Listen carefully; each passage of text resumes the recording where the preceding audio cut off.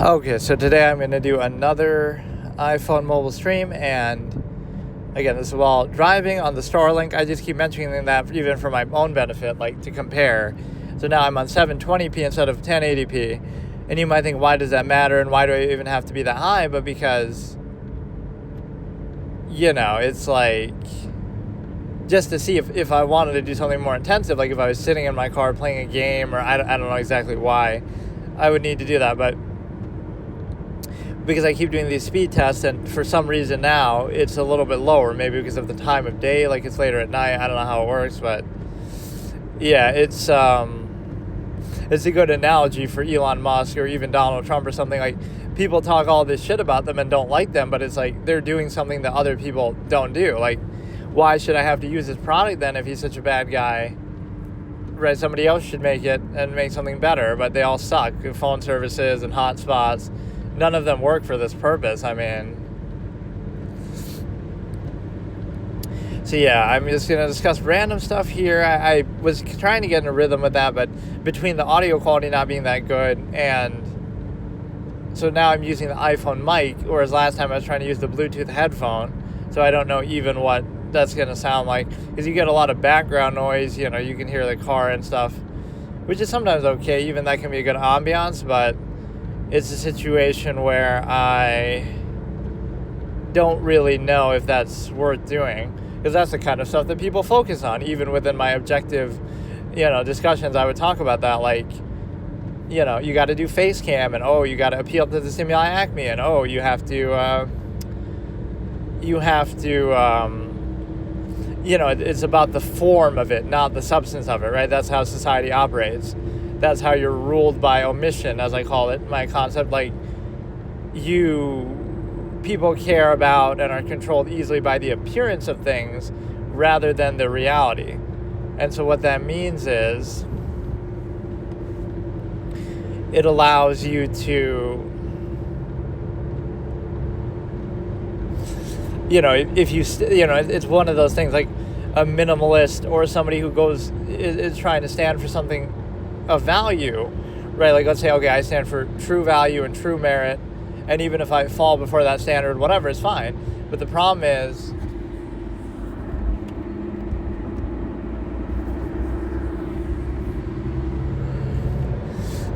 is that if people don't value that, then you'll fail by that metric, or you'll do a lot worse, right? So it's like, you want to be a chess streamer, and you want to actually be good at chess, but you won't do as well as Botez, who, pretend you're a grandmaster or something, right? Like, you won't do as well as Botez because it's not about pure merit. So you can stand on that, but it doesn't matter because it's not up to you. That's why it's sometimes hypocritical. It's like, you don't believe in this process, right? Like, even suppose I, as an absolutist philosopher and the creator of absolutist philosophy, right? Why do you do folly favoritism? Why do you do games and especially streaming them? And why do you do that kind of thing when you're identifying folly favoritism and the issue with it? On one hand, it's my logical razor. To be aware of it is not to be above it. But also, it's like, if that's what appeals to people. So it's like, I could discuss absolutist philosophy, and if that's my overall goal to try to advance that or make people objective and aware of certain things, and then they can decide for themselves. But I can't just do that directly, because it wouldn't, appeal to as many people. So, let's play some games first and get people, hooked on whatever, folly favoritism, appeal to that. Or, let's appeal to the stimuli acme first, and then use that to do it. And the reason why is because, so it's an interesting concept, right? Like, you have to appeal, either you do one of two things, right? You're in a society, you're in a situation, right? And what appeals to people might not be something you agree with. You say, it's like Taylor Swift, or it's people are obsessed with sex, and people are obsessed with like stupid, entertainment, escapism. You could disagree with that and say, that's dumb, and I don't want to do that. But if you don't do that and you try to do something else, right, then it won't appeal to them, or it won't appeal much. So then you'll just be obscure, and that's it, toiling in obscurity. So you may have to do it. So then when you finally, okay, fine, I'll try to appeal to it and appease what appeals to people, for now and then try to move them away from it or do something. That's kind of what fiction is. Like, fiction can sometimes be just mocking people, like, oh, you're so stupid, society is stupid, and here are a bunch of flaws and contradictions, but I can't express them directly or that would offend people, or I'll get censored by the government, or people just wouldn't get it or pay attention. So, I have to show these sparkly little, things like fictional whatever, like, oh, look at this character with superpowers, now you'll pay attention, or look at this, whatever, something fantastical, now you'll pay attention. But the real point of it is, despite, escapism, distraction, the real point of fiction ultimately is to try to give commentary on the real world and try to change it and give lessons and things like that. But that's often lost on the fictional, we just consume it now in masses, like, oh, we're just entertained and we care about, oh, who's stronger, this character, that character, how does this power work, right? We let that usurp whatever the actual meaning would have been. But you have to do that for 2 reasons or 3 reasons. You do it so you don't get censored. Oh, shit. You do it so you don't get censored. I love that. There's like one patch of road that's all fucked up and the rest is fine. Like, you do it so you don't get censored by the government, etc. If you're talking about something sensitive like that. You also do it so you don't hurt people's feelings or have to refer to specifics. And it gives you like this weird empirical basis, like, oh, if you were just talking about yourself, we wouldn't take it seriously. But the fact that you're talking about some fictional character, that somehow gives you more credibility, right? Like, if you trace everything back to the origin, like, oh, this person's a Mary Sue or something, right?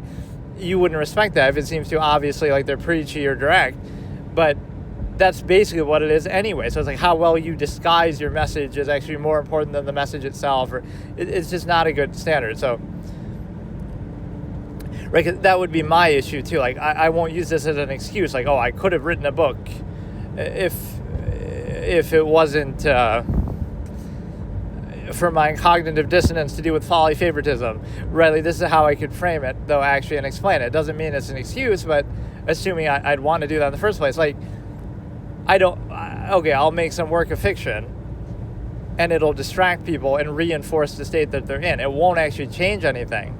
Right, it'll even possibly reinforce it and serve as a distraction. But that's like an insult, because if you really value it and you really want people to change, then what's the use of that? You could write like a nonfiction book or something more philosophical, but right, like, you don't want to drape it in fiction and in escapism.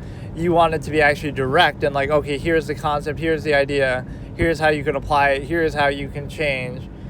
Right, so that's the issue, is that you're in a position that no matter how great your work of fiction is, it's going to only serve as distraction and reinforcement. If you want to bring about some real change, that won't be good enough, right? That's not going to do it. So as gratified as that might seem to make people, it's like, Harry Potter, for all its success, or any other work, it's like, what did it really do? What did it really change? Right, it entertains people, that's fine, nice little escape, but maybe the standard is too high, but that's typical absolutist elitism. Like, no, you want to change the world, you want to actually, do something that has resonance and actual change, rather than, again, just reinforcement or distraction of whatever is in front of you. But that's the whole irony of fiction, is like, yeah, it's like somebody talking shit to you and saying, this is how stupid your society is. This is how stupid you are for valuing it. This is how stupid, all these contradictions that you can't address in everyday life, but here they are. And you just, rather than address them, you feel a little gratified, like, oh, look how smart I am that I get this deeper message. But then I'm going to go back and reinforce my life that consists of those same exact fallacies. So it's like the author basically mocking you in a way. Or again, humor, I always say this, humor is like cognitive dissonance. The idea that it'll be something like you can't reconcile. Like, let me try a bit that isn't really very funny, but like, human beings are just, I don't know how I want to say it. It's a word that starts with an H and ends with a Y and has some stimuli acme basis to it. Humans are nothing more than that word, animals who want to engage in the stimuli acme. So it's like, And then you might laugh and say, oh, ha, ha, ha. Or like, you know, you'll have this humor, like, so you make fun of it, but really what it is you're laughing because it's awkward and uncomfortable because you're exposing something that you accept as absolute that isn't absolute. So when you're faced with the fact that it's not absolute, all you can do is laugh as like a defense mechanism, because all you want to do is just sleep around with everybody, random people all the time. That's what you'd really want to do, but you have to pretend like you don't because society demands it of you. And so you have to pretend like, oh, you have this one person only to be with, your soulmate, they're meant to be. And this is my nearness postulate, what are the chances that's what I should turn it into, is like almost like a dark comedy, but it's not meant to be that. I'm even saying as I'm doing it, like, what are the chances your soulmate out of 8 billion people happen to live in the same geographical area as you? Wow. Like, you know, you would pose it as an absolute, but you would see the origin point as arbitrary. Oh, they worked at the same job, they went to the same school, they live in the same geographical area, right? Like it's kind of a poor measure there. And so it's a situation where, I don't know. Let's see how it sounds here. So I'm holding it a little further away. And so therefore,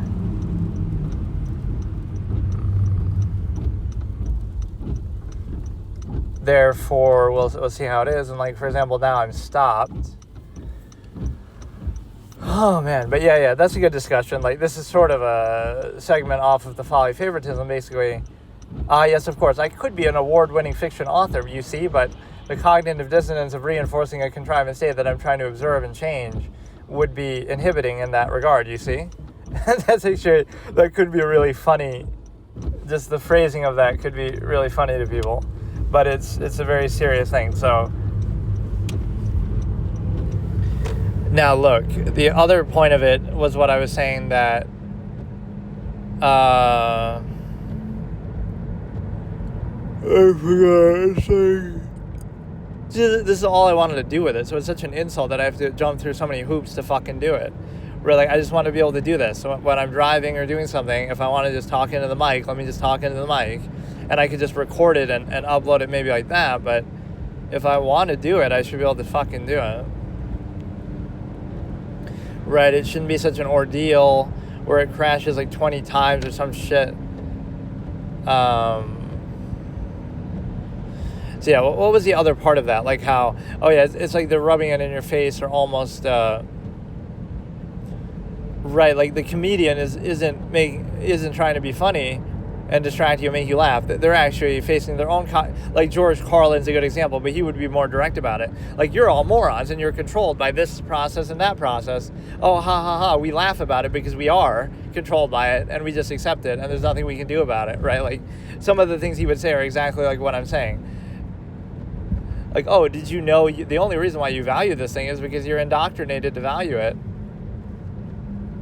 And then you laugh, but it's like, oh, wait, maybe we should try to be free of that, or maybe we shouldn't be controlled by it.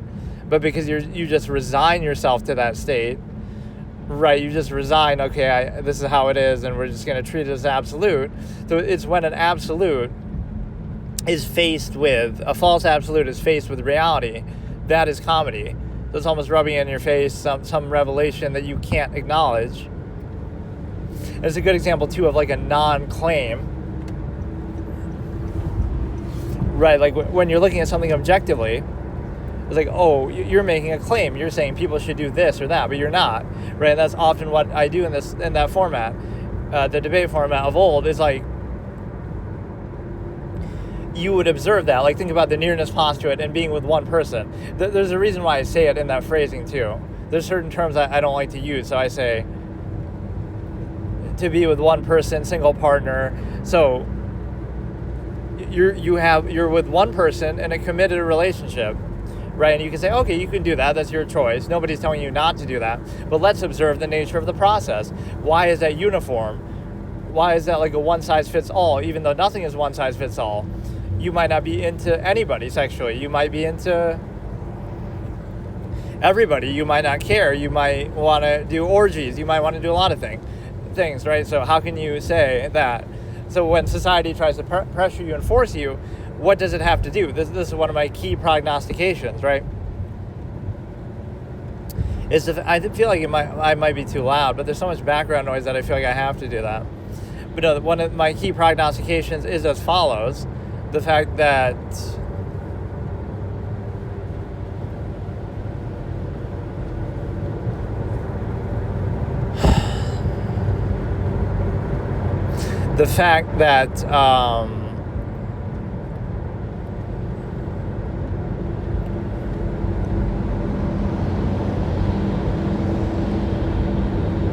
what the hell? I was just going to say, hang on. Not that you're making a claim, but again, not one size fits all, not false absolute. So why do we have to pose that? And how does society control you? It can't just say, oh, well, you see, it's easier for society to control, so therefore we're going to make you do this, we're going to force you to do it, to be with one person, and it's functional, so you can make a functional argument. It's good for the family system, so that's the sacrifice that you make, even though it goes against your inherent desired, suggested tendency to just sleep around and, just be uninhibited and do the process freely. But it can't just say that. I would respect more the functional basis that, okay, you're sacrificing, but instead, or I have a good quote with that too. It's like, being with somebody in a relationship doesn't mean that they're not attracted to other people, but rather you should be happy that they are attracted to other people, but they choose not to act on it, right? Not this illusion of you could do it as skit. Like, a girlfriend asks a boyfriend, are you attracted to other people? And then they say, yes, I am. And then they look all upset. But then they come back and say, but the fact that I don't act on it shows you how much I care about you, how much I'm willing to sacrifice. So, right, it's not like it just magically makes you not attracted to other people. Right, so the fact that you're willing to do that and go out of your way and not act on it is very, very good. And so, kind of like an opposite interpretation concept there. And so what you have here is the ability to recognize that. So again, you won't just say that functional basis, you'll pose a false absolute. So this is one of my key logical razors. I say a false absolute to value or specify, which means you take an inherent process like the stimuli acme and you try to specify to one person or some limitation of it, right? So you say, why wouldn't you just engage in this freely without inhibition, right? You wouldn't need to justify that. That's just your inherent tendency, capability that you can do. Why would you need to pose it as a false absolute? So this is the way that society controls you. Instead of just saying that, oh, we need to control you, it's a good way to control you, it's easier to control, it's functional family system, right? Instead, you appeal to the ego and you say, oh no, it's absolute. Everyone has their own little false absolute, and if everyone has it, then it's no longer absolute. But everyone has that special someone, and it's meant to be, and it's love, and it's soulmate, and despite the nearness posture, what are the chances they happen to live right around you, and blah, blah, blah. So what that shows you is the ego gratification. So like, what is love? Let's define it. Love is a construct by society to try to convince you, by appealing to your ego, of a false absolute, that there's one person that you're meant to be with and only one person. Therefore, right, it makes you feel good about yourself, or it poses, again, the absolute to specify what is a larger process that otherwise you might just freely do it. You might be uninhibited. You might not be with anybody. You might be with everybody, as many people as you want. There'd be no feeling of restriction, and you might say, oh no, but some people would do that anyway. They'd be with one person, and you can point to animals in nature, they might do that. But it doesn't matter if they might do it, right? Like, there would also be a lot of variation, like there even still is, right? Not everybody, but this uniform one size fits all thing that's forced on people is a little bit disturbing. And so now that shows you right there is not absolute, because despite that being forced on you, it's still not done. Not done all the time. So what you need to understand is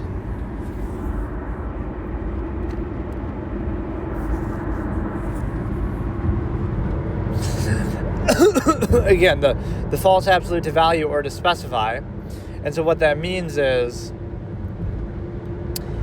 you take a process that would be universal or inherent or apply to many things, and you try to reduce it to one thing, right? One person, one area, one whatever, right? So you take this larger process and you try to reduce it. This is often what the ego is about. This is often what emphasis is about. Like, so you're operating not on an objective standard of value.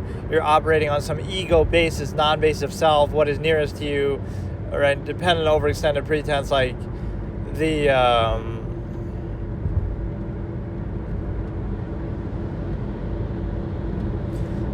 you operate on that. So like, again, like whatever area you live in, you love that area, you love your country, you love your family, all these things that you might not choose, they just happen to be around you. So if you live somewhere else, you would love that area too. If you had a different family, you would love them just the same. Like, in other words, it's an arbitrary basis that actually has no value. But that's why it needs emphasis, not because it's absolute, but because it's not, in order to specify.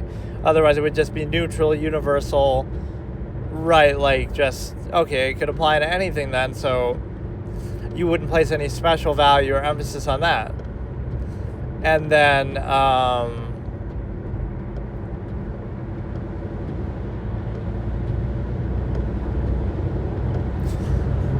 so again, a good example is the stimuli acme. You try to limit relationships like that. So again, the objective observation would not be a claim at all, not telling people what to do or what not to do. It's more just a recognition and a reflection of it. The fact that you have... Okay, so today I'm going to do another iPhone mobile stream. And so I started off trying to do these like those actual proper episodes, like the, Absolutist philosophy, but then if it keeps crashing or if it's not satisfactory audio quality, then I don't see the point. So... A few things that I've learned about this, though, is like, okay, it works better if you don't talk super loud. I keep trying to talk loud thinking like, I have to compensate for the sound of the car. But that doesn't really help, right? It makes it more muffled. So like, I'm not talking super loud now, but I'm holding it closer. So maybe that's the ingredient. So hold it close to your mouth, but don't talk super loud. And then, also the internet in the car. I just find the whole Starlink thing funny that I better not talk shit about it or it'll disconnect me. But just the fact that I needed to do that, right? That I needed to get this to work, which isn't really a fault of it, obviously. It's more like, why couldn't you do that on mobile data or something else, right? Why does it need to come down to that? So... yeah, okay, let me think about some topics. I kind of want to do like news topics or something like more pop culture kind of thing, mainstream stuff, because some of that is a little bit more, what I discuss is sometimes more challenging, but it's sort of niche. Like, let me try to ingratiate into something else. Like, what is something going on right now that we could discuss? Like, I don't even know. Right, like I've discussed that chess drama, so... Like I'll take a position, it'll make it seem, this is a false duality fallacy, like, it'll make it seem like, I'm defending Kramnik, right, because I'm saying, he shouldn't lose his title, or he shouldn't, be banned from chess overall, right, like these extreme things. People will jump to some mob mentality of extreme things. Yes, he should be reprimanded a bit, certainly online, he should be prevented from being credible or making these claims or reporting people, right, that's one thing, but you really would try to strip him of his title and things that have nothing to do with it. I think that's totally bogus because, O.J. Simpson could still be in the Hall of Fame even though he, killed somebody. Like, I don't know actually what if anything, they did with that. I'm just saying, like, it doesn't change what you did as a player. So that should have nothing to do with it. You can lose some respect and esteem within the community, but this notion that, he's no longer a grandmaster. But no, objectively, he is a grandmaster. Like, he was off the rating. He did the norms, right? It's the same thing like with Sergei Karjakin. It's like he qualified to play in the candidates, and actually Ding Liren, it's quite an interesting story. Ding Liren didn't qualify and was the replacement only once Karjakin got banned for political reasons. So even if you agree with those political reasons, like, that has nothing to do with the game. Like, he was qualified, he should have been able to play. Maybe he would have won, because obviously Magnus wasn't playing, the field was weaker. So maybe he would have won then, and maybe he would have won the next time. So Karjakin could have been the back-to-back world champion, and he wasn't able to compete. Well, because he would have been defending his title the second time, so he's guaranteed to be there. Like, so again, I'm objective like that. It doesn't matter because you're just a chess player. You just move wooden pieces on the board. Like, that's what you do. So don't give me this overreaction, right? This sort of mob mentality, right, will happen. Everybody's got their pitchforks out trying to do something. And then if you simply oppose it and say, oh no, we're going too far, right, we're going too far. This is what in history people often needed, right? Somebody just to stop them and say, okay, we get that you're upset and we're having some tragedy and we have some, extreme thing, but don't scapegoat, don't act like one person is to blame. There's a larger process. The websites are to blame. The whole state of online chess is to blame. Like, don't try to scapegoat somebody and act like, oh, that's the answer and the 100% cause. Right, and don't go so far. So again, you can reprimand him, you can criticize him, he can lose credibility, which, again, I could use myself as an example here. Like, I didn't consider him very credible in the first place, like before even this tragedy happened. So, like, he shouldn't have had much credibility in the first place, right? At least when it came to these type of issues of accusing people of cheating and stuff like that. So, again, don't specify the conflict is one of my logical razors I would always use in my debate format, but, like, don't specify the conflict and don't scapegoat, don't go too far and overboard that has nothing to do with the issue. Like, the issue is his accusations of people cheating, right? So whatever punishment he gets should be related to him accusing people of cheating. So, like, okay, ban him from chess.com if he keeps reporting people on there, or remove his ability to do those reports. Or, again, they were already kind of ignoring it. So, like, make a statement whenever he accuses somebody and just say, we find no evidence of this person cheating, period, end of story. Right, and so that should be credible, and so what he says should have no relevance, right? And again, I feel like he was already being treated that way. There are like these compilations, and this is from a long time ago, not because of this. I'm saying there's these compilation videos that I've seen that some are pretty funny. Like, he's just nonstop being a total clown, like accusing everybody. There's this, 14-year-old kid he's playing online, and there's all these random people, and he's accusing everybody. Let's do the procedure. Everything is very clear to me. One move is a clear indicator. He has like all these catchphrases almost for accusing being salty. One move is a clear indicator. So let's run the procedure because everything is very clear to me. Like, so again, were people already taking him seriously? I get that within the chess community itself, probably that held more weight, like with people who knew Kramnik and respect him. He's a world champion. He's all this kind of special. I get it that he would have credibility there no matter what, but it still felt like, again, he's committing that fallacy too of specifying the conflict. I think if I psychoanalyze him, I think he's frustrated with online chess in general, right? Like, let's try to qualify why a world champion and somebody so great would do that, right? I don't think he's just upset about losing and being salty, although that's part of it, right? There's like 3 layers. So, right, number one, he's sort of washed up and lost his touch, and so he's sort of salty about that. He can't face his own mortality, right, within chess, and he's upset about losing to what he considers inferior players, right? That's number one. Number two is the frustration of online chess in general, that there is a lot of BS and inflation and just kind of something that feels a little inauthentic about it. Even if you do it with the best of intentions, there's a lot of inconsistency, there's a lot of room for error, for cheating, for whatever, right? There's at least a possibility. And then the third thing is his like boomer clicker style. If you watch him play, like, he'll click very slowly, right, like an old man that he is, not familiar with computers, who is getting mad about the impure. This is actually something I agree with 100%, right? If not that he's necessarily said this, but that he doesn't like flagging. I actually agree with this point 100%, that flagging is dirty, it's cheap, it's not even a real thing necessarily over the board, not in the same way of pre-moving, right? It's one thing, okay, you flag somebody over the board because you're just moving faster, but the fact that you can pre-move in multiple moves online, that's not even a real thing that exists in the game, right? You can't physically do that over the board, especially within seconds, right? You can't pre-move. So some of this clicking speed, like, oh, he's one of the best chess players ever, but now, oh, some 14-year-old kid beats him, largely maybe because of clicking speed. He's faster at clicking, or he's good at pre-moving, or, he's better at flagging, like the Orange Ghost, right? Orange Ghost was like one of the top-rated players on chess.com, like above even Hikaru, not because he's better, but because he's just good at those kind of cheese tactics. So that part is actually fair. So those three things could frustrate him. He's old, he's washed up, online chess is a bit inauthentic and flawed, and then finally he's in a situation where there's a lot of bad manners, kind of behavior, flagging and clicking speed, and things that just don't have to do with the game itself, right? Like, okay, you're faster at clicking than me, that doesn't mean you're better at chess than me.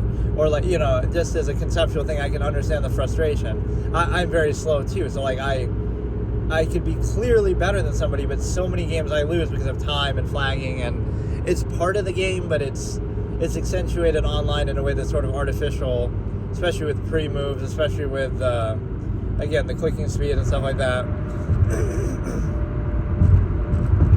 But no, yeah, he shouldn't have had any credibility in the first place. Right, I guess in a way I didn't really even realize the impact of that because, and I mean, I guess a lot of other people didn't either, but the way I would have looked at it, because again, I don't know either of these people necessarily super well, right? I didn't know Kramnik like super well. Obviously, he's a world champion. He beat Garry Kasparov. I had talked about that a little bit in the past. Like, I made fun of some of Gary's odd comments about it. Like I'm clowning him. Garry Kasparov says, "Oh, well, Kramnik beat me because he studied my style of play and he countered it, and he learned exactly how to counter me." Like, as if every other player wasn't trying to do that. Like, just the way of explaining it so matter-of-factly. Oh, yes, he studied all my games and he came up with a way to counter me and he countered all my things. Like, yeah, no shit, but you don't think everybody tries to do that? So, like, obviously he deserves credit for being good enough to execute on that.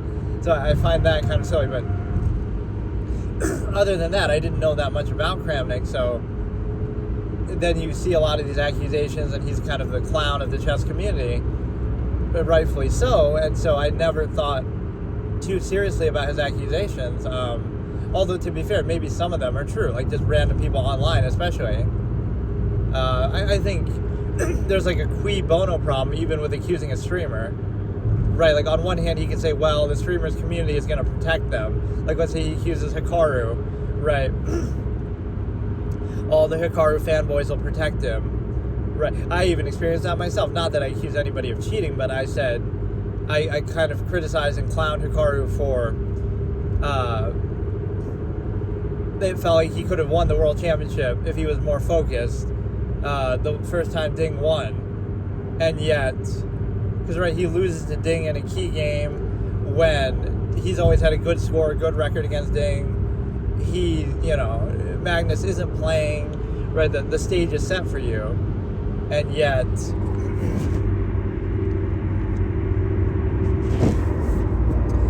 right, and yet you're able to, he's doing these recaps and he's doing these videos, and like in the middle of that, like, you couldn't just take a few months off and really show us that you're giving it 100% when you had a real legitimate chance of winning and becoming world champion. Like, so I was kind of criticizing him for that, and then a bunch of Hikaru fanboys jump over me, but it doesn't matter because I guess I'm just not bothered by stuff like that. It's like I stand on like the merit of an idea. Like, and you know what's funny is a lot of my things that piss people off will be like me coming at something from an objective perspective. So even what people say, they're responding to something else, right? They're sort of straw manning. They'll say something that I'm not even talking about, right? They'll make like okay, I just criticized, I just said Magnus and Kramnik should get similar treatment. Magnus for the Hans Niemann accusation that was baseless, right? And people in the comments are saying, oh, but Hans did cheat online. And I even mentioned that in the video, like, but that has nothing to do with it because he wasn't playing online, right? That accusation has nothing to do with online. So, right, it's just people deflect and talk about something else. So, But no, getting back to that, it's like I didn't know much about Kramnik, and I saw some of these videos and references to him being a clown and accusing people, and then, but that's what all the big streamers should do, is apologize to Hans Niemann, right? You're being short-sighted if you're like, oh, Kramnik's the bad guy, Hikaru was the bad guy, Botez were the bad guys, bad girls, like, they were all bad on the Hans Niemann situation. What if some horrible tragedy happened or something? They bolstered the drama of that so much that there is some fair point with that. That this is the self-reflection. Instead of just, oh, Kramnik. Instead of cramming that down our throats that he's a scapegoat, right? Reprimand him a bit, but realize the bigger picture of the way the community is going, the drama-seeking nonsense of it, the... you would say, oh, well, your favorite chess streamer would never do what Kramnik did, even though they all did it. They all did it with Hans Niemann. Right. Same exact thing. It caused him psychological distress, set his career back, unfair, baseless, character assassination because, oh, he cheated in the past, which has nothing to do with it. I mean, I love that. That's like in a court of law, like you can't bring up past convictions. Like you say, oh, this guy committed a crime in the past, so, oh, he must have done this one. Like, that has nothing to do with it. Right, we even assume, okay, he has the intent to do it. Hans is just a dirty player and he wants to cheat in every game. Even if we assume that, right, it doesn't matter because you're in person at an event where they're searching you and such, so you wouldn't have the ability to cheat, you wouldn't have the means to do it even if you had the motive. So that in itself is a flawed premise, but that's what I actually noticed, right? Like, let's look a little deeper into this. The predatory, drama-seeking, baseless way in which Hans Niemann was turned into a fodder for content by Botez. I don't remember if Anna Kramnik did much, but by Botez, by Hikaru, by others. I feel like Anna's maybe not too bad about that kind of stuff. She also doesn't rank too high on my Stimuli Acme list, which I keep saying I want to do that, but rank streamers by how much they, like, let's compare them. Anna Kramnik benefits from the Stimuli Acme, but she doesn't play into it that much. The Botez sisters benefit from it, but they play, they deliberately play into it a lot. That's the difference. But yeah, so, and then Daniel Naroditsky, I didn't know a ton about, obviously, either before, and so, but again, he was like, I looked at him almost like Levy, but a little more serious. That Levy can be a little goofy, but whatever, like, he's an instructor, educational, kind of more serious content.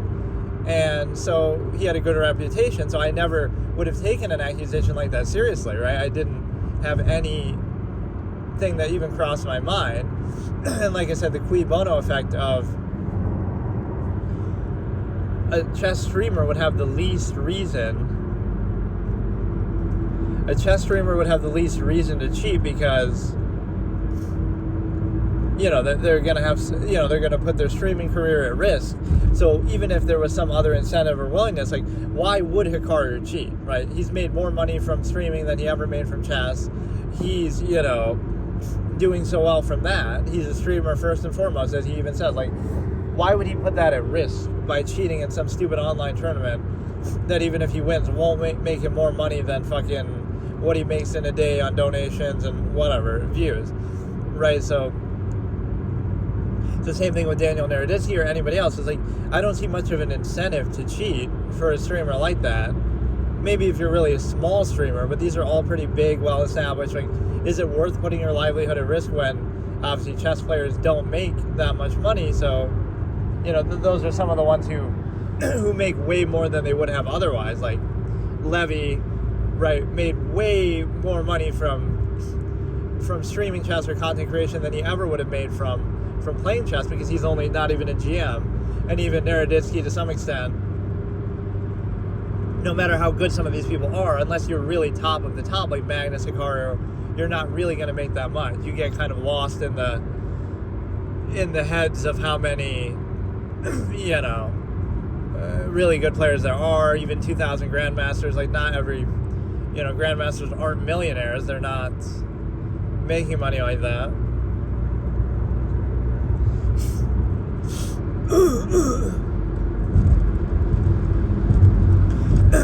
So yeah, I didn't know much about either of them, but from that surface level, like, I'm not the type maybe to jump to accusations or conclusions, so I wouldn't have believed something like that without some good reason. So I said the same thing with Hans Niemann, like, there was nothing to suggest it, and you can even find my video on that from around that time, the evidentiary basis of Hans Niemann cheating, and it's like,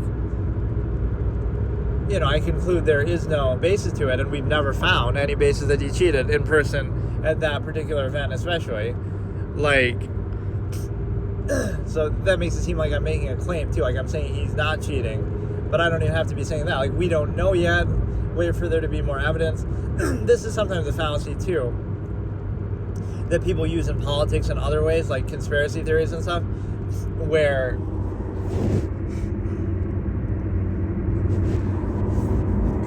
people could assert something and then you could just say you're not sure, or you're on the fence, or you're not convinced, and then they'll say, well, prove it, or you know, then something comes out later, new information that we didn't have, and then, oh, haha, see, you were wrong. You made a bad prediction because you were wrong. But the problem with that is that they're acting like you are God or omnipotent, or you have all access to information. Like, you don't know all that, right? You're not firsthand involved with that. You can't investigate. So you're going off what others are telling you. So they're asserting like, oh, this did happen. Whereas you just might be unsure. Like, okay, I don't know. I don't have enough information. Let's wait. And then, oh, it'll turn out to be true, let's say. And we get more information, but then they'll say, oh, they were right. But they weren't right because they couldn't have known that at the time. So it's more like you're being neutral and they're pushing for some extreme thing. So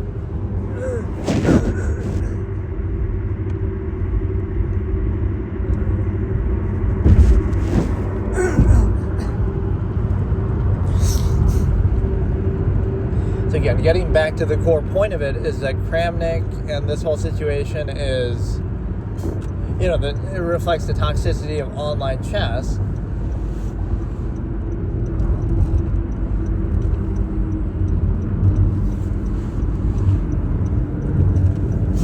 So don't make it just about him. Don't scapegoat, you know, like that.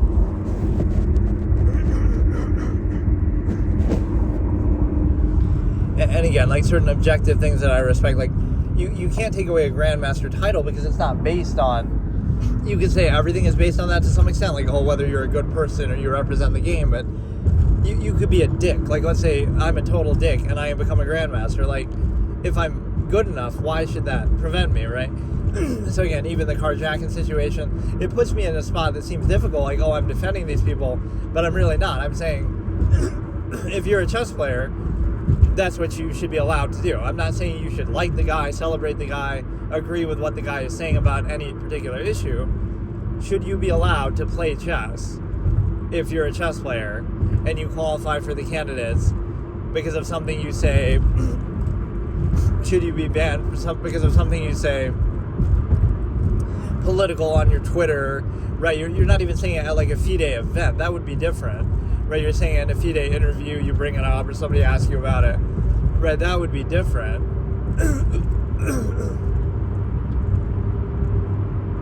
But no, it's a situation where, again, you could sanction him that way, but to me it just feels like overstepping. That's not how I view the world and social Darwinism. Like, you can disagree, whatever, people can say the most reprehensible, wrong, terrible thing ever, but words are just words. And so what that means is you can deal with it with words back. Like, okay, you disagree, you can make a better case, you can convince people of the otherwise, you can kind of ridicule them, but don't try to use something unrelated and say, well, we're going to take away your grandmaster title or something like that and your world championship because you said something we don't like. That might be false, that might be totally bogus, sure, but it still shouldn't be that. It should be, again, address it directly, like, what you said is false, we shouldn't take you seriously. We can reprimand your ability to make those kind of accusations in the future, but don't try to personally just attack the person. And so the same thing happens with, again, carjacking. You could say the most reprehensible thing ever, but if you're good at something, you should be allowed to do that something. right? Not we're not talking about politics. We're not talking about, he's not a political commentator or a, like a big celebrity or some politician himself, right? That's not what he does. So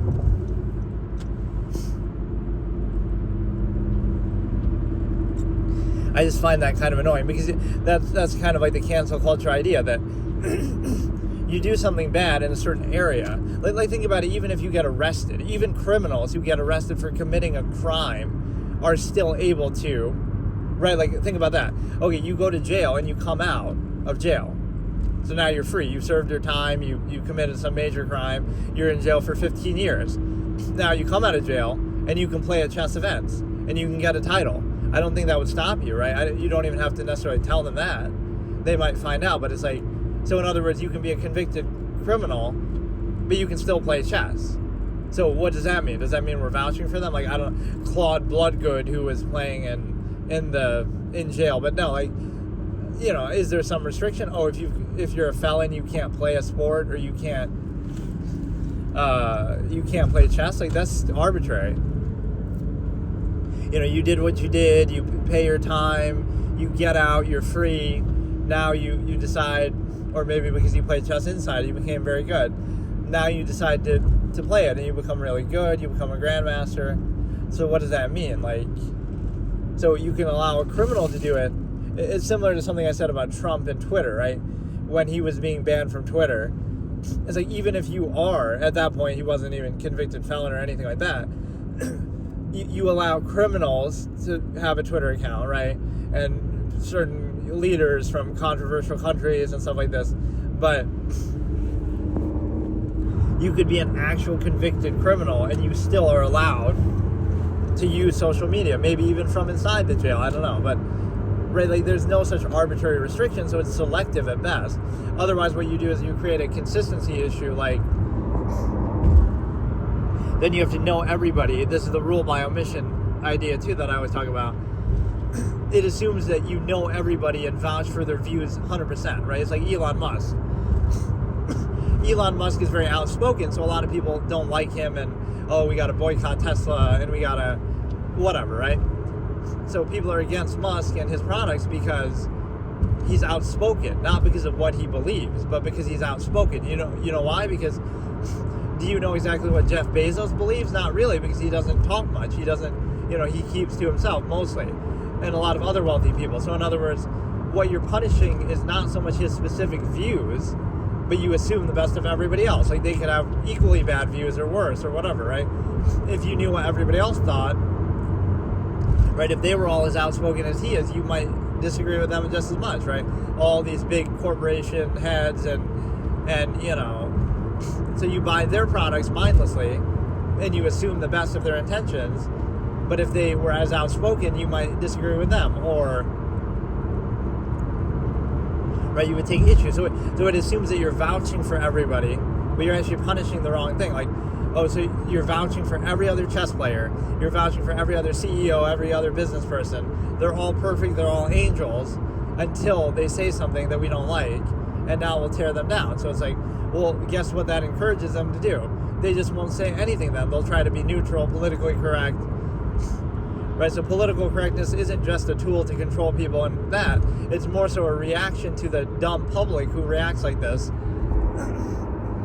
where they say, again, we'll assume the best. So just be like the most boring, neutral person ever and just say the generic thing, and then nobody's upset. Or don't say anything and just keep it to yourself. But if you speak your mind and you're actually honest and open about what you think, now you get destroyed for it.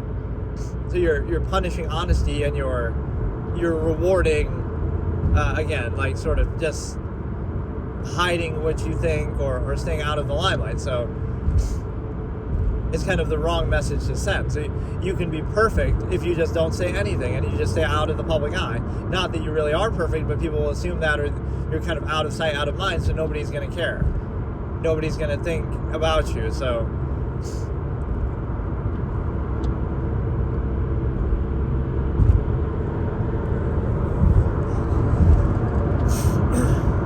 yeah, I would say address it on the same forum, like, if somebody says something, you should be able to win that in conversation. In social Darwinism, like, you shouldn't have to ban them or shut them down. In fact, I had an expression like that. I would hang if somebody said something that I considered so atrocious, I would hang it up on my wall. I wouldn't try to censor them from saying it. You know why? Because I think it's a character in one of my short stories, actually, I wrote like this. Like, he hangs up a poster of his rival. I think he's running for office. So he's like, hangs up a poster of one of his opponent's quotes. And then somebody comes in and questions, why do you do that? It's like, because not only do you not feel threatened by him saying that, it's actually a good thing, and you want to show that off to the world because, right, that shows you how bad they are. Why would you need to censor it? No, I want to put it on Front Street. I want to put it up on my wall. I want it there for all to see so that they can see how bad he is in his own words, right? Instead of hiding it. That's the whole thing with offensive stuff, right? If it is so bad, then let it be shown and let it be known, because most people wouldn't agree with it anyway. And it can provide a record of, something that could be used against them later. And right, so like, I would want my enemy's words plastered on my wall and on Front Street for all to see, because what better way to discredit them than by letting them do it themselves, if they really are so bad. If they really are so bad, then that should show it, right? Their own words should show it. What it kind of indicates with censorship is that maybe they're not that bad, and you're trying to create the impression that they're bad, or maybe you're no better. So then it comes down to the difference of expression and resources that you have. So again, the objective perspective on both of those, if you're a chess player and you move the wooden pieces on the board, nothing you say should prevent you from doing that. Even being a criminal, even going to jail, shouldn't necessarily prevent you from doing that, because again, it's a board game, right? People play chess in jail. They might not let you do quite the same things, but no, if you came out of jail, then you should be able to still play. So there's nothing that says by somebody saying something politically objectionable that you shouldn't be allowed to play a board game. Like, I don't... You might say, it reflects badly on FIDE, but again, then you're making this assumption that you know what everybody thinks about everything, every issue, and that you vouch for them and you agree with them. That's basically what you're saying. So what are Hikaru's views on some geopolitical issue? What are Magnus's views? What are Ding Liren's views? What are, Gukesh's views? Like, maybe they have some view you disagree with, so we got to ban them too. And then it turns into a witch hunt. Oh, let's ban everybody who we disagree with or find objectionable. Either you don't know, so you're not credible, but you're still vouching for them, or, right, you would ignore it. It's inconsistent, right? Even like the Soviet era had some of the greatest chess players ever, and Russia, Russia was so good at chess. But we should have banned them. FIDE should have banned them because they're big bad Soviets, and they're part of the, this era where there's a lot of objectionable things, and there's no doubt at least some of them agreed with it or supported it or whatever. Or there's like a whole irony to that too. This is like a scenario I posed in the past, like where somebody would come out and say something positive about their country, even though it might be a dictatorship or something, but they're saying it to protect their family or because they've been threatened. So we're kind of insensitive to that too. Like, they kind of have to do it to protect themselves. Sometimes, not that they always do that, but they could be pressured into saying it, so like they're forced to say it. Then we'll ridicule them and criticize them and destroy them. Not saying that's the case here, but again, you should still be able to play a board game. I don't see the connection. Social Darwinism should take care of itself. We shouldn't feel so threatened by words of some random person who's not like a political leader. And again, we should be able to deal with the accusations here of cheating and so forth without needing to completely destroy the individual either. Just like the O.J. Simpson thing is interesting. I don't know if he's still in the Hall of Fame, but he's a Hall of Fame football player, right? He was a Hall of Fame football player, and then obviously he committed what he did as a crime, even though he was declared not guilty. So even more so, that's a reason not to remove him. But I guess that would be the reason why. If he was declared guilty, maybe they would have taken him out.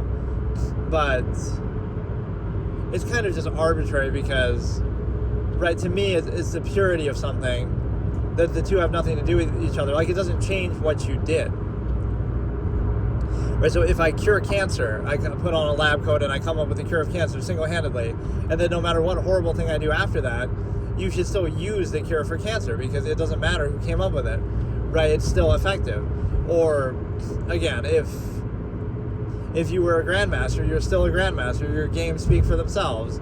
Or, it doesn't become any better or worse. Like, I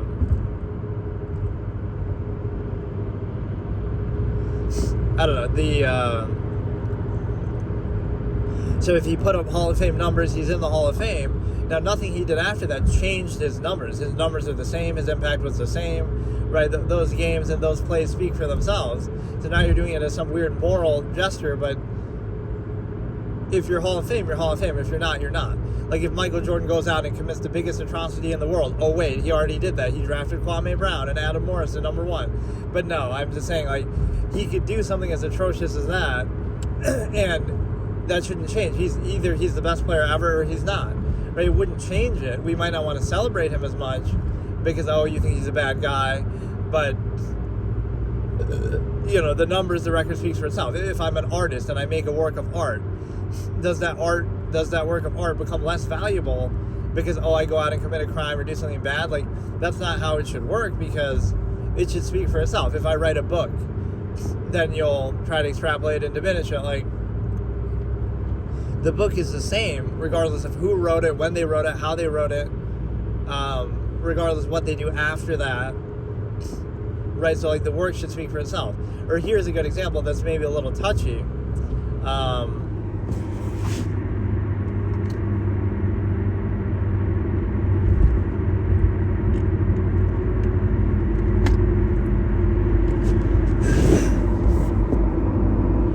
Is like Kobe Bryant's unfortunate, early, untimely passing, right? You can just look at this statistically. Again, he's a great player, but my opinion of him wouldn't change, right? My opinion shouldn't change just because of his unfortunate passing. He's just as great as he was, right? Either wherever you have him, right? He's just as great as he was. It doesn't change what he did, right? For better or for worse. So, again, whether you commit a crime or you do something like I was saying, O.J. Simpson, that doesn't diminish his career. Just like, again, some unfortunate thing like that. Or again, if you do something really heroic, like, again, either you're passing or you again, cure cancer or something, do some great charity work, it doesn't change what you actually did. So, same thing like with the posthumous Oscars, like Heath Ledger or Peter Finch and stuff like that. Again, I'm not diminishing them, saying whether they deserve them or not, but it shouldn't feel like it's based on that, whether you believe it is or not. So I feel like maybe the Heath Ledger one, again, his performance is very good, but, Jack Nicholson's performance was no slouch, or other performances in movies like that are often overlooked. Even The Dark Knight overall didn't win any other Oscars, I don't think, or maybe like one for something minor. So in other words, that genre and that type of movie doesn't typically win Oscars, but now it did, so that almost tells you something. Not saying he didn't deserve it. I might have been the one saying he did deserve it, but he wouldn't have won because, it's a superhero movie and we don't, Oscars don't respect that. So just like how it didn't win any other awards, even though it was such a good movie. So that's what you realize. That was a motivating factor, because not that he didn't give a good performance and not that it didn't deserve it, but it normally wouldn't win because Jack Nicholson wouldn't win, or he wasn't even nominated, or other, similar genre films are often overlooked. So, like, the Kobe thing is interesting because, you get the idea that it's like a token gesture, right? Like, of course they were going to win. Like, has that happened where somebody passed away and they're nominated for something, but then they lose? Right, like, it just feels like you're doing something as a token gesture. But with Kobe, it's like you can look at ESPN lists of like the best players of all time, and this is like after he retired and stuff too, and a lot of networks and sites and analysts would all have him in like the bottom 5, between like number 5 and 10 all time, right? Which again is no insult, that's a great compliment. I mean, it shows you how extreme people are, that like being called a top 10 player of all time is hardly an insult, but part of it is the media hype. Like, you never get that reaction with Wilt or Kareem or like the bigs, Hakeem Olajuwon, right? Nobody gets so passionate about them, but it's certain styles of play and certain media hype for like LeBron, Michael, Kobe, you get that more so, why they're talked about so much, right? You never hear Kareem talked about even as much as Kobe, even though he's clearly better. Certainly not as much as Jordan, even though he's right in that ballpark too. So what that means is, like, a lot of those rankings, he was in the bottom 5, and now since his unfortunate passing, now a lot of people have him a lot higher. So it's like, why should that have an impact, right? Like, let's respect the purity of the game and let that speak for itself, right? Again, I'm not saying where you should put him. You could have had him number 1 overall, but if you had him number 1, you should have had that all along, like since he retired or since the end of his career, right? Don't just arbitrarily change it. So, like, in my case, I always had him bottom 5, and maybe fighting a little bit with Rick Barry and Jerry West, who are underrated, honestly, who maybe could sneak into the top 10, but he was still there. So, like, one noteworthy change I guess I made was I always had Magic Johnson above Kobe, and that actually is something I've come around to change my mind on, because I love defense so much, and we know Kobe's a great defender. And if you look at Magic Johnson and Steph Curry, both the two point guards that we talk about so much, neither of them were great defenders, even though they led the league in steals. James Harden did that too. It doesn't mean that you're a great defender, but they're both, like, not only not great defenders, but they're kind of defensive liabilities, where Magic was, again, he's a big guard, but he wasn't quite big or strong enough to really defend truly great bigs, right? He couldn't defend the great centers and all that, so he would get pushed around. So he wasn't quite big and strong enough to guard true bigs, and he also wasn't quick enough to stay with the faster, smaller guards like Isaiah Thomas and stuff. They would hunt him at times. So, like, what that means is that, and Steph Curry, again, we see what Kyrie can do to him, we see what other people can do to him. It's like, you always have other players to kind of make up for those defensive lapses. Klay Thompson, Draymond, right? So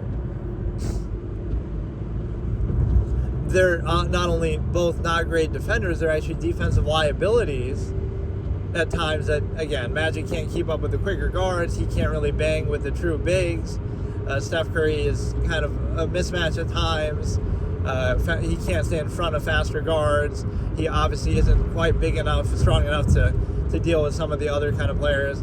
So, more athletic, bigger players. So that's where Kobe actually comes in. So this is actually a big revelation moment for me, even though I maybe shouldn't have taken so long to come to it. But yes, Magic's career was cut short because of his HIV situation outside of, we can treat that almost like an injury, basically, equivalent. That, if he had played longer, I think if he had played longer, we might be having a different conversation. But frankly, I'll give it to you on the defense point, because I am such a big fan of defense, that you understand that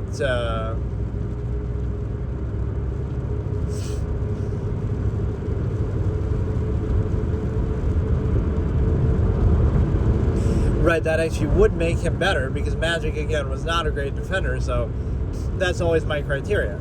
But either way, again, Kobe is top 10. I'd put him in the bottom 5 still. But that shouldn't change your opinion of him. Right, so like everybody in there should be a two-way player. Like Wilt was a great shot blocker, even though blocks weren't recorded. Right, he was set to averaging 5 to 10. So obviously Wilt has to be up there as a two-way all-time player. Michael Jordan obviously will be up there, like a two-way all-time player. Kareem was a great defender, right? He's up there. Hakeem Olajuwon, great defender, maybe, best shot blocker ever in the modern era. So, like, all-time blocks leader, but it was a little disingenuous, because that's one of the ways that Wilt is mistreated, right? Not only are some of his stats just not kept, but even the stats he did that are recorded, we try to discredit with the era, which doesn't even make any sense. Like, people are celebrating Wemby right now, but he's 7'4". That's why he's so good. Like, it's not as simple as simply height. That doesn't make you average 50 a game, and even he's still not. So, like, why not? But yeah, it's like,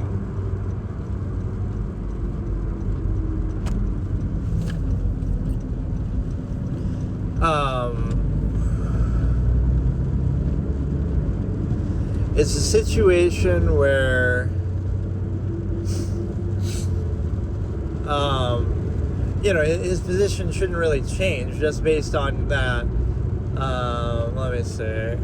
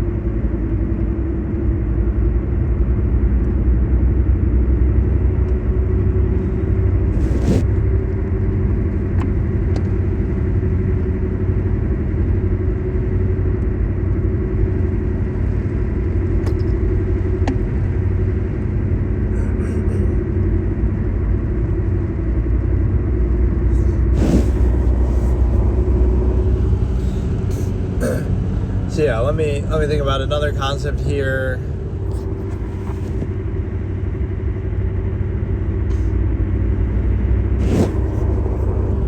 I don't mind doing these as long as it doesn't crash, but at some point, right, it always does.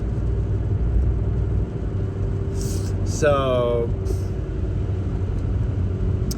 all these different things that are current topics or just general things that... There's this one thing I almost wanted to react to. It's like people debating, like, one-on-one kind of different takes on different players and stuff from there. Like I could just watch them and react to them without necessarily needing to show the video. I could just kind of say what they're saying and react to it. Right? That wouldn't be a bad idea. Because, yeah, like, I could react to videos while driving, and I don't have to even really be watching them. It's just... Right, or again, I don't have to be showing them. So what I almost want to do that, so that I won't be able to look at my stream, but it doesn't matter, I guess. So, like, some of them could be really triggering and stupid. Right, like, just as long as what they're saying makes sense. Like, for example, it's a criteria issue, like... Okay, I value peak performance more. I have that equation I always use, right? I value players. It could be in any sport too, but I mean, especially just whatever I discuss of basketball, like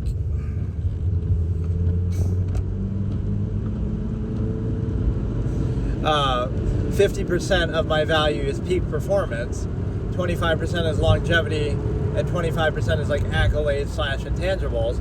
So I have like a formula and a criteria. So you could disagree with me on some ranking, but if it's based on that, right, it would be hard for you to argue that because I'm saying what my criteria is. Right, so you might have a different criteria, so it makes it kind of a moot point. It's like Kawhi Leonard might rank higher for me than a lot of other people because I care more so about the peak performance, right, despite his injuries and stuff like that. Right, so that...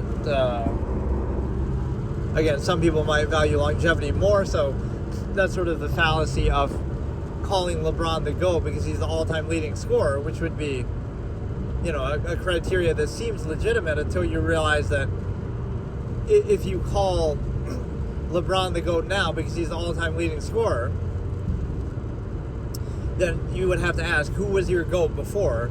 And if it wasn't Kareem, then you have no credibility because, again, people... ignore Kareem and just say Michael.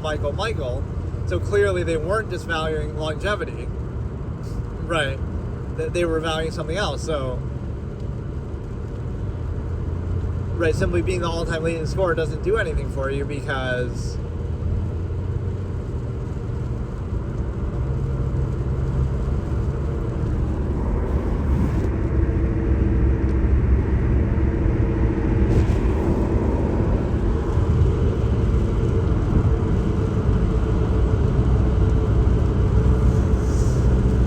because you're in a position to basically, right, like if you value your longevity, that should have been it. You can't go from Michael to LeBron because, oh, now he's the all-time leading scorer, because you clearly didn't value that. You're just kind of using that as an excuse then. If you truly value that, you would say that he's going to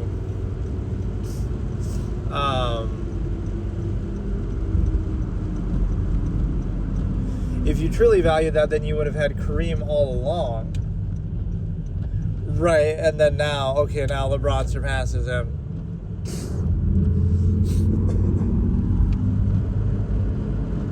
This is such a weird way of doing something, but a lot of the time this is kind of what I want to do anyways. Like, you're just kind of talking. I could play chess with my voice, right? They have that on the chess, like voice control, and that'll kind of encourage you to calculate in your head, because sure, you could glance at the screen, but you know, you kind of want to do it while driving. So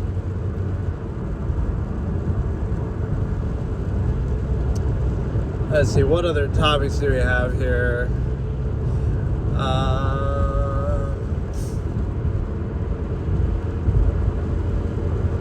I don't know. You're basically in a position where there's a lot of fallacies that people use, and you have to understand that. Let me maybe try to find one of those videos, and I'll kind of react to what they're saying, and so I'll insert myself to see whether it makes sense or whether I can debunk what they're saying.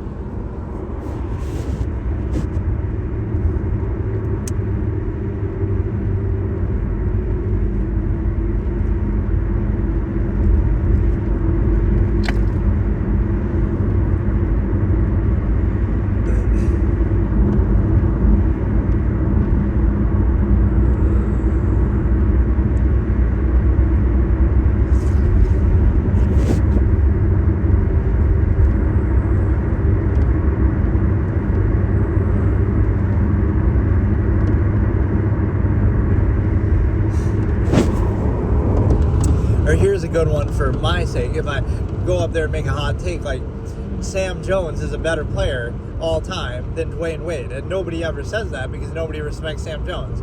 Sam Jones is only a 10-time champion. Sam Jones is only maybe the clutchest player in NBA history. Hit so many clutch shots for that Celtics dynasty.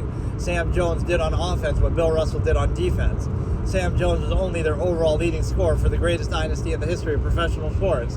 Like Sam Jones, right? Like, so as much as I like Dwayne Wade, certainly more athletic, dunker, I get it, but the end result is Sam Jones was clutch. He was a great scorer. He wasn't like a Robert Horry, right? He was actually their overall leading scorer again. He went through all phases. Like the first finals, he maybe only averaged 8 points, but then one of them he averaged like 25, 28.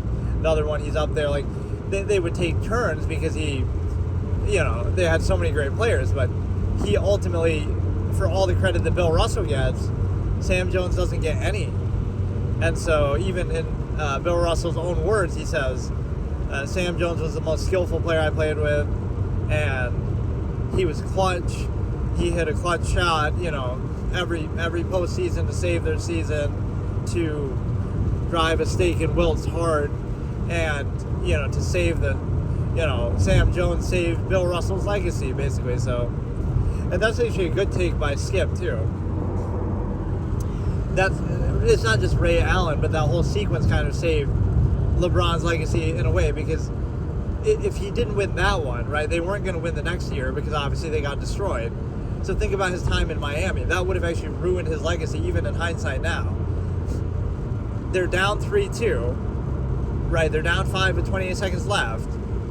People give him credit that, he had like 10 points in the fourth quarter and helped them come back and this and that, maybe 16 points ultimately. But, first of all, you're their best player. You're the defending champs.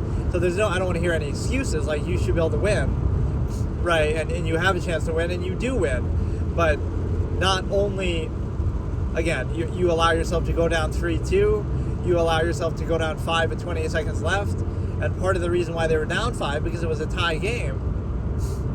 Tony Parker hits a tough step back 3, then he gets a steal, then he lays up on Chalmers, so now they're up by 2. They're only up by 2.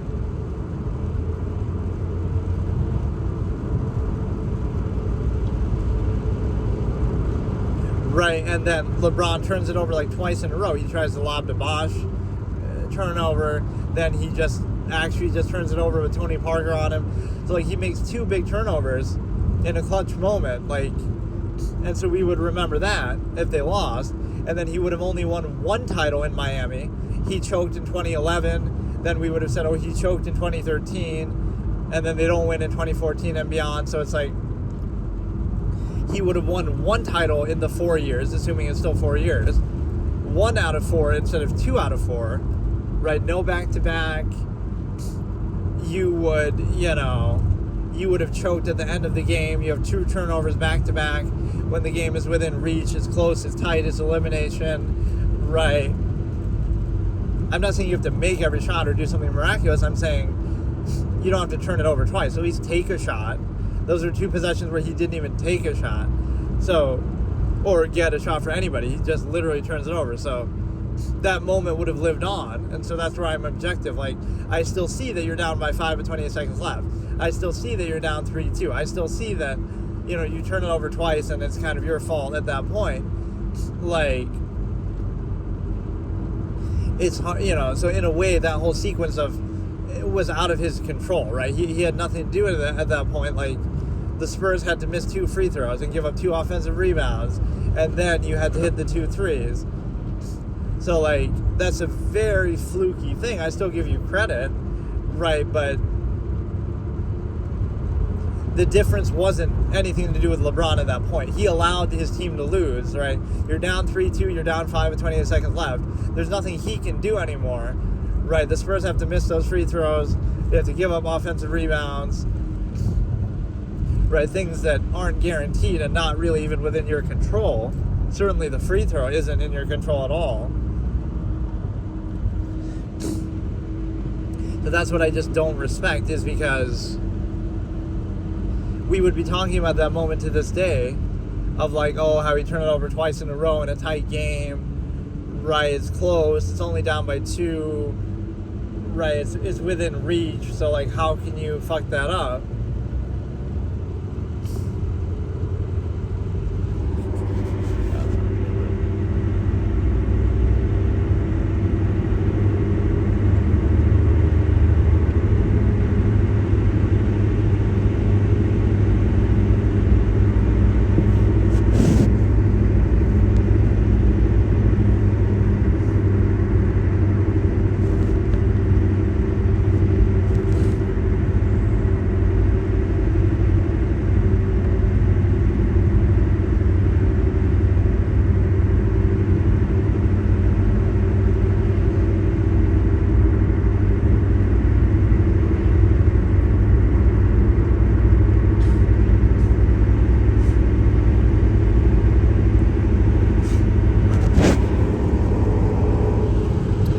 So this one is Jokic versus Dirk. These could be kind of fun to react to.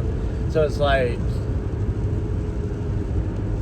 again, that's an easy one that you would say obviously Jokic is better, right, in basically every way. Even as a shooter, he's close, or maybe, I don't know, you'd have to look at statistics and stuff. But one thing I was surprised by with Dirk is the fact that he's not as high on the three-point list as I thought he was. Like, he would shoot a decent number of threes, but you could say, oh, the timing of it was such that it wasn't as common then, right? But that's what he would do. Like, he's a jump shooter. So I had this old school roast of Dirk that I always used to do. That Dirk is a one-dimensional star for this reason, that he, he can do one thing. He can score, and even of scoring, he can mostly shoot, right? So if his shot is off, what is he doing for you? Right, that's how you can choke away, even in his MVP season as the number 1 seed. You can get upset by the 8 seed because, again, if his shot is off, he's just having a bad scoring series or game, you lose. Or even 2006, you're up 2-0 and then you lose. In both of those series, Dirk shot pretty poorly. So if he just doesn't have his shot going, he's not doing anything else for you. He's not a good defender, right? He's not a good rebounder for his size, right? Nothing is exceptional. He's not going to be blocking shots. He's not a very good passer, right? He's just not good at anything else besides scoring and mostly shooting, right? Again, he's not a good rebounder for his size. He's not a shot blocker, not a great passer. So what else is he doing, right, besides just scoring? So very one-dimensional. Jokic, on the other hand, again, he's a better rebounder. He's not a particularly good defender, so I'll give you that. But he's a better rebounder. I won't say really that he's a better scorer, but he's like, I guess, a more versatile scorer, because not saying Dirk couldn't score inside, but Jokic can dominate inside if he wants to, right, in addition to being a great jump shooter too. So he's just so much, like, the difference in these two players is massive, because the end result, you'll look at the numbers and say, well, yeah, Jokic is better. I didn't even mention his passing, which is a whole nother facet of the game, but like, so he's better passer, better rebounder, equal scorer, even more versatile scorer. But no, that's what I say. Like, Jokic is